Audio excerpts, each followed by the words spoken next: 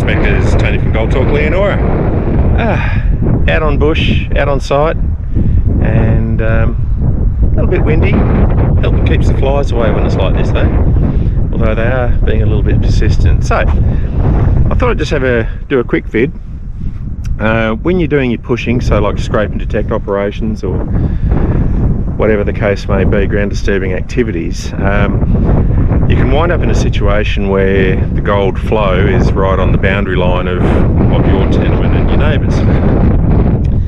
Now the thing to remember is that unless it's a surveyed mining lease, the position is always approximate, and in WA goldfields, a GPS, it's sort of accepted to be plus or minus 1 to 5 metre variable. Most days it's about a metre accurate, but we say 1 to 5 metre variable. It gives us a little bit of wiggle room and a bit of a buffer zone. So in this situation here, and I'll just turn Stephen around, and what we've got is, you can see some boundary markers I've put in, and we're pushed up pretty close to that because we're getting gold right up to it. So the process that I adopt, and it's just what I do, and I thought it might sort of help you out a little bit. Oh, there's Lisa working hard. Hi love. Hi Lise. Hello, say hello to our 3 subscribers. How many? 3. Oh, I thought we had 2. No, we're going gangbusters. Got any gold yet? No. Back to work. Okay, oopsies. So the way I go about it is really, really simple. When I'm pushing up to a boundary, up to a neighbour's boundary, what I do is I get in touch with them, usually via email, so that there is a paper trail, as it were, and then I'll say, g'day, I'm just about to conduct ground disturbing activities on such and such a tenement, and at this stage I look like I will be working right up to our common boundary, and my intention is to place or mark that boundary via Tengraph, so that is by the neighbours website. And if you would like to meet on site so that we can agree on a common boundary, I'm more than happy to do that. So for me it's all just about respect, but it's also about covering your backside a little bit as well. And so in writing I'll say more than happy to meet on site. That way we can both agree exactly where I'm going to place the pegs,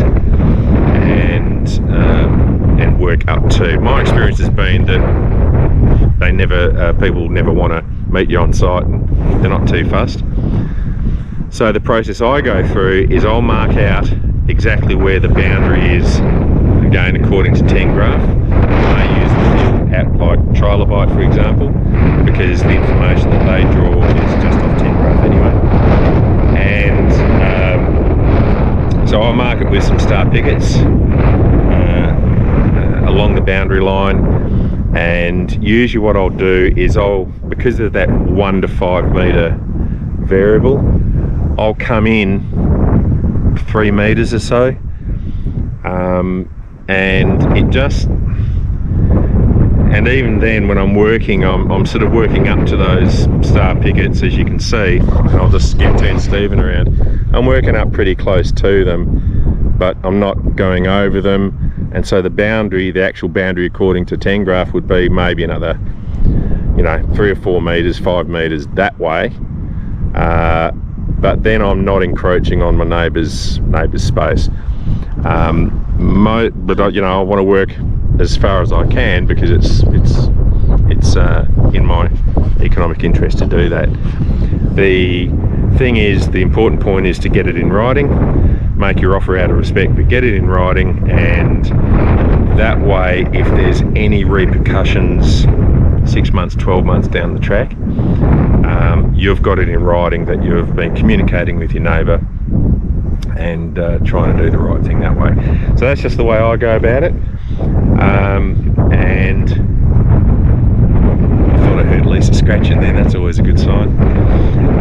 that's just the way that we go about it, and we sort of think it's fair and reasonable that way.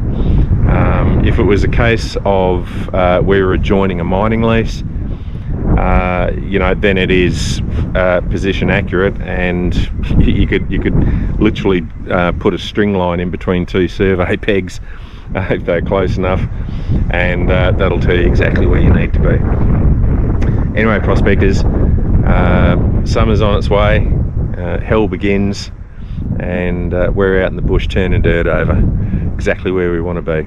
See you, prospectors.